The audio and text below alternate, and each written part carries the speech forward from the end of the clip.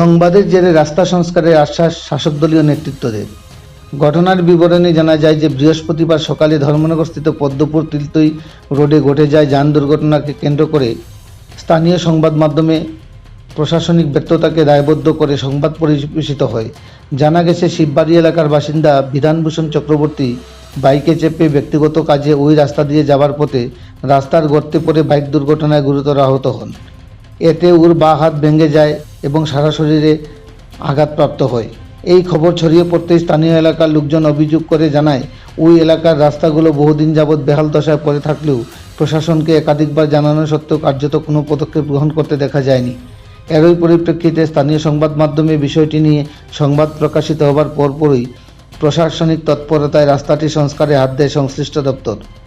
জানা গেছে ওই দিনই বিকেলে যুবরাজনগর কেন্দ্রের প্রাক্তন বিধায়িকা মলিনানাথ সহ শাসক দলীয় একাধিক নেতৃত্ব দুর্ঘটনাস্থলে উপস্থিত হয়ে আশ্বাস দেন দ্রুত রাস্তাটি সংস্কার করে চলাচলের উপযোগী করে তোলা হবে।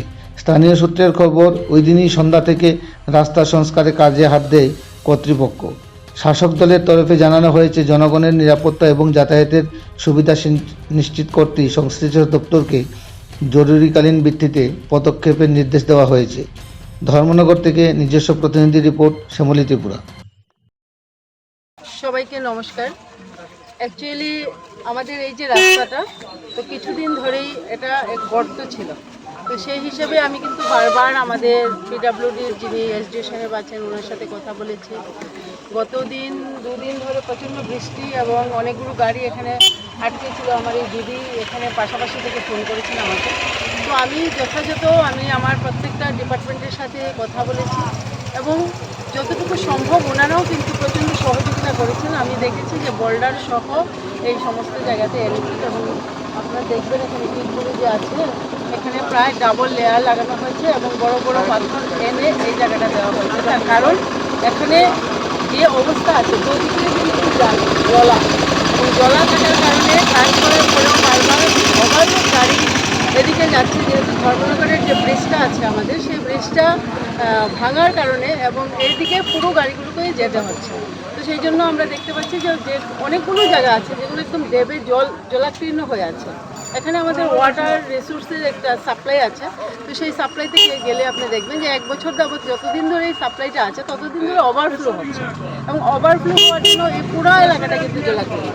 তো সেই জন্য আমি বলবো যে একটাতে একটু স্পেশালি আমাদের দপ্তরকে সেটা দেখার জন্য এবং এই ড্রেনগুলি যেটা আছে সেই ড্রেনগুলোকে ক্লিয়ার করে একেবারে নদী পর্যন্ত যদি আমরা নিয়ে যেতে পারি, আমার মনে হয় জলের সেই সমস্যাটা অনেকটা হলেও দূর হবে। আমাদের ডিপার্টমেন্টের যারা অফিসার আছেন, আমাদের এখানে এক্সিকিউটিভ এসছেন, আমাদের এসডিও এসছেন এবং দপ্তরের সমস্ত কর্মীরাও কিন্তু লেগে আছেন এবং আপনারা দেখতে পাচ্ছেন যে পুরো অংশে মাটি সরিয়ে আবার এখানে দেওয়া হয়েছে।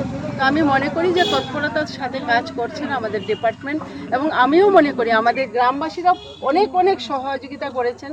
আমাদের দিদি বারবার যোগাযোগ করেছেন এবং সেই যোগাযোগের কারণে কিন্তু আমরা এই বিশাল সমস্যা থেকে আপাতত আমাদের অনেকটা উত্তরণের রাস্তা বেরিয়ে এসছে এবং আমি আগামী দিনেও মনে করি যে খুব তাড়াতাড়ি যে এই প্রবলেমগুলোকে সলিউশন করে এই রাস্তাটাকে আরেকটু সঠিকভাবে ঠিকঠাক হবে। যেগুলো ডাবছে সেটা ইঞ্জিনিয়ারদের ব্যাপার, যে কী করে সেই রোধ করা যায় সে ডাবাকে, তো সেটাকে ওনারা যাতে সুন্দরভাবে দেখেন এবং যেভাবে ডাবল লেয়ার করছে যে জায়গাতে এরকম হচ্ছে এগুলোকে তুলে জলার যে মাটিগুলোকে তুলে ফেলে সেখানে ডাবল লেয়ার করুক এবং আমরা আশাবাদী যে খুব তাড়াতাড়ি সেটা ঠিকঠাক হয়ে যাবে।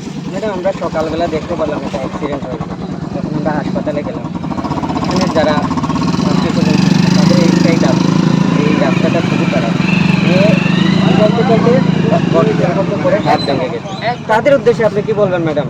আমি অনেক দুঃখজনক ঘটনা যে রাস্তাগুলো ভেঙে আছে যে জায়গাটা, সেটাকে আমাদের অফিসার ঠিক করার জন্য দিয়েছে এবং আমি তাদের উদ্দেশ্যে অত্যন্ত দুঃখ প্রকাশ করছি যে যারা রাস্তার কারণে পড়েছে বা অনেকটা অ্যাক্সিডেন্ট হয়েছে। আমিও এই রাস্তা দিয়ে বারবার চলাচল করছি, তো সেটা একটা অসুবিধাজনক। এই অসুবিধার থেকে উত্তরণের জন্যই আমাদের ডিপার্টমেন্ট কিন্তু এগিয়ে এসছে।